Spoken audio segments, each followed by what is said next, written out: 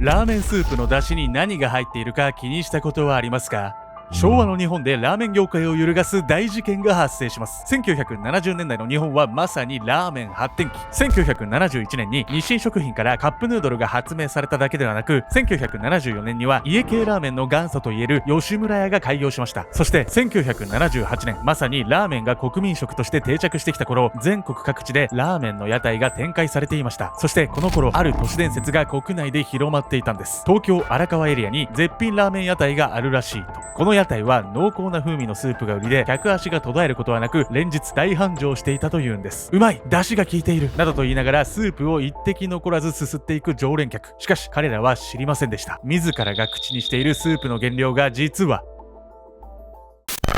かつて昭和の日本で噂された都市伝説。インターネットが未発達の時代、人々は情報に踊らされていたんです。果たしてこの事件を紐解くと見えてくる人間の弱さとは。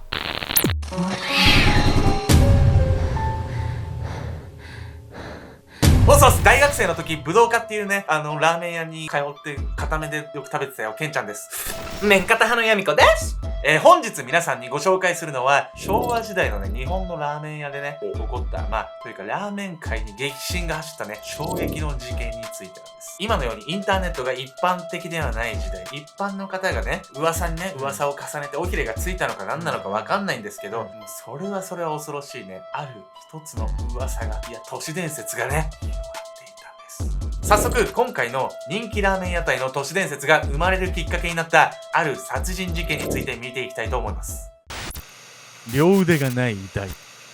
遡ること43年ほど前の1978年、兵庫県のとある山の奥深く、ここであるものが発見されます。それは身元不明の遺体。なんと遺体はバラバラに解体されており、遺体の一部は遠く離れた岡山県の山中でも発見されたんです。兵庫県警と岡山県警はこの事件を死体遺棄事件として捜査。まずは遺体の身元を明らかにするため、バラバラにされた遺体の回収を進めていくんです。そして警察はまずこの遺体が若い男性であるということを突き止めます。しかしこの男性の遺体、ある不可解な点があったんです。それは捜査員がいくら総出をかけて遺体を回収しても両腕だけが見つからないこと。もう想像できないっすよね。両腕がないってさ、不気味よ本当に。早速ね、この遺体の正体は誰だったのか見ていきたいと思います。実はこの遺体となって発見された男性 A はある組織の中で上り詰めた男でした。その組織とは某指定暴力団。 A はその暴力団の幹部だったんです。実はこの頃 A が所属する組内部ではある問題が起こっていたんです。それは組長代行のポスト問題。 A はもう一人の幹部である B と組長代行の座をめぐって対立していたんです。 A にとって B は弟分でした。しかし2人は普段から仲が悪く、お互いに絶対に組長代行の座を渡すまいとしていたんです。日ごとに A と B の対立が激化していく中、いつまでも拉致が開かない睨み合いに痺れを切らした B はついに行動に出るんです。おい、ちょっと話があるんだが。なんと B は水面下で自分の射程4人を集め A の暗殺計画を企てたんです。その後 B は思惑通りに A を襲撃。 B の最大のライバルであった A はそのまま息絶えたんです。淡々と紹介されてるけど普通に怖い事件よ。いや、恐ろしいですよね。もう早速ね、この兄貴分である A を殺害したね B がね、一体どのような証拠隠滅に走ったのか見ていきたいと思います。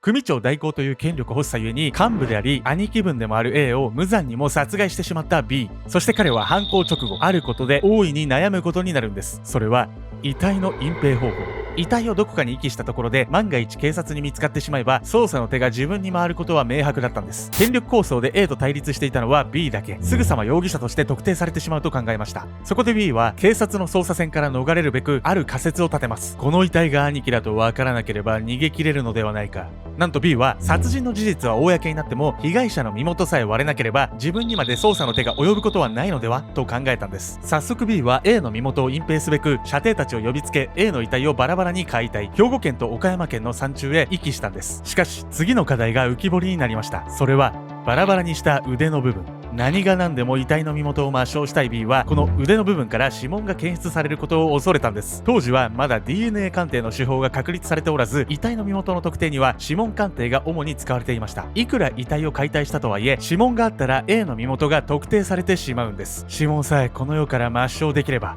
そう考えた B はさらに衝撃の行動に出ます。 B は遺体から両手首を切り落としその手首を持ち帰ったんです。人間の手首持ち帰るってどういう神経してんのよ本当にね、おぞましい事件なんですけど、一体ね B は A の手首をどうしたのか。消えた手首。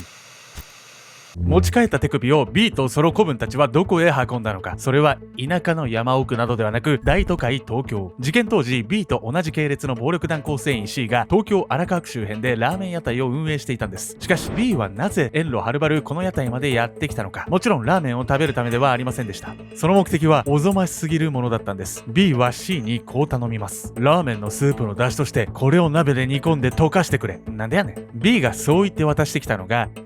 A の手首でした。怖っ。そして幹部である B にそう言われた C は断ることができるはずもなく、普段使用しているラーメン用の鍋でグツグツと手首を煮込んだんです。沸騰する鍋の中で手首は次第に溶けていき、 B の思惑通り A の指紋はこの世から消えてなくなりました。しかし手首自体は加熱されて溶けたものの、骨の部分は残ったまま。人骨が発見されたらそれこそすぐに大騒ぎになってしまいます。これまでの全ての証拠隠滅が全て水の泡になってしまうと考えた B は射程にハンマーで骨を打ち砕くように命じ、粉砕した上で捨てたんです。計画性があるようでない事件なので、これね。すぐにね、犯行後に B はね、警察に逮捕されるんですけど、なぜね、B がね、犯人だってことがバレたのか、その経緯から見ていきたいと思います。意外な証拠。1978年7月5日、A のバラバラ遺体が兵庫県警と岡山県警の捜査員によって発見されます。この時、犯人である B はどうしていたのか。実はこの時、B は意外な場所にいたんです。そこはなんと、警察署の留置施設。抜かりなく証拠隠滅をしていたはずなのに、これは一体どういうことなのか。実は B、今回とは別の事件での殺人容疑であっけなく逮捕されており、警察の取り調べを受けていたんです。別件の容疑で取り調べを受ける B、さすがに今回の手首ラーメン事件はバレまいと余裕を見せていました。しかし警察はこの時点ですでに兵庫と岡山で見つかったバラバラ遺体の身元が A であることを突き止めていました。さらに A を殺害した犯人は B である可能性が高いと踏んでいたんです。警察は容赦なく B に取り調べを行い、 B はついに A の殺害を認めます。彼の殺人は完全犯罪とはならず、子分たちも全員逮捕されました。しかしなぜ警察はこんなにも早く遺体の身元が A だと断定できたのか。バラバラに解体され指紋まで溶かされたとあっては、科学捜査が発達していない当時ではそれなりに難しかったはず。そこには B の致命的な見落としがあったんです。 A のバラバラ遺体が山中から発見された時、警察の捜査員は A の胴体部分に大きく注目しました。実は A の胴体部の背中には立派な天女の入れ墨が。この入れ墨が決定的な証拠となり、遺体の身元は A であると警察はあっさりと見抜いたんです。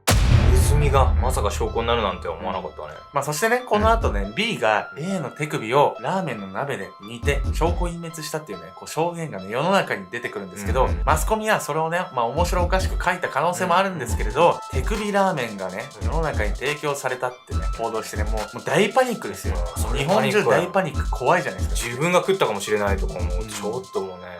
今の時点でおえってなっちゃうよね。B の証言から A の手首が実際にね、ラーメンの鍋で煮込まれたっていうところまでは事実なんですけど、そのラーメンが一般の人に提供されたのかされてないのかっていうのがね、日本中の注目の的になったんです。怖いわよ。ちょっと自分の身に降りかかってんじゃないかとか思うと。事件を担当したね、赤坂署はね、手首ラーメンは提供されてないって言ってるんですけど、これにもね、一つね、疑念が残っているんです。ラーメン業界大打撃。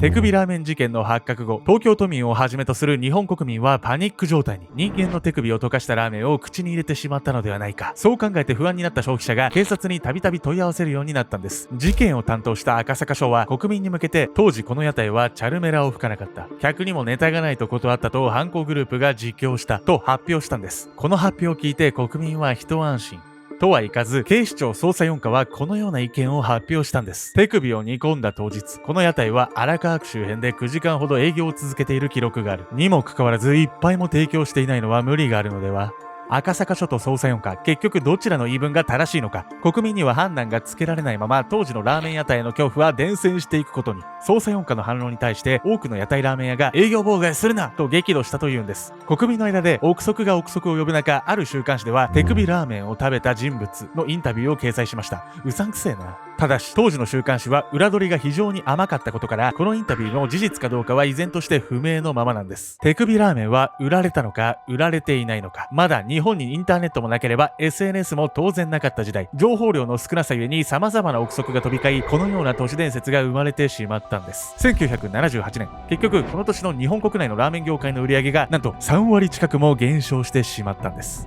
伝わるうちにもとんでもない噂話になっちゃったわけね、これね。なんでね、こういったね、デマ情報が流布されるのかっていうね、そういうね、人間のね、性質みたいなのがあるんですけど、というわけでね、本日のメトラキーワー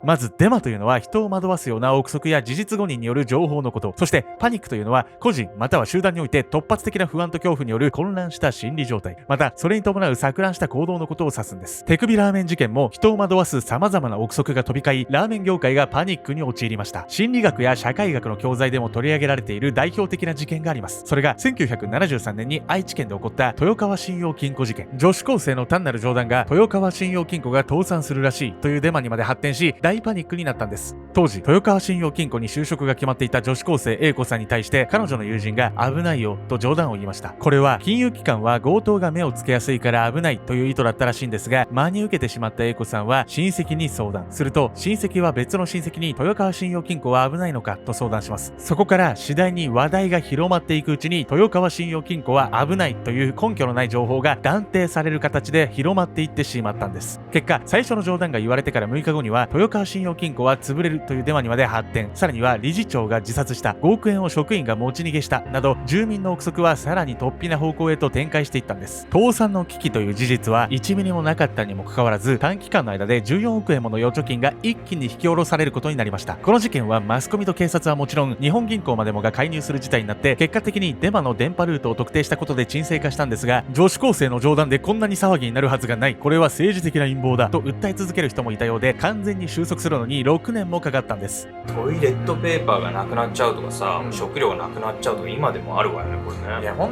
マジで迷惑っすよ。およそ40年前の日本国民に大きな衝撃を与えた手首ラーメン事件。B やその子分ら犯行グループにはそれぞれ懲役8年から17年の刑が課され、現在は全員釈放済み。さらに事件後の1980年代からは指紋に代わって DNA 鑑定の技術が発達。指紋からでなくとも遺体の身元が割り出せるようになったんです。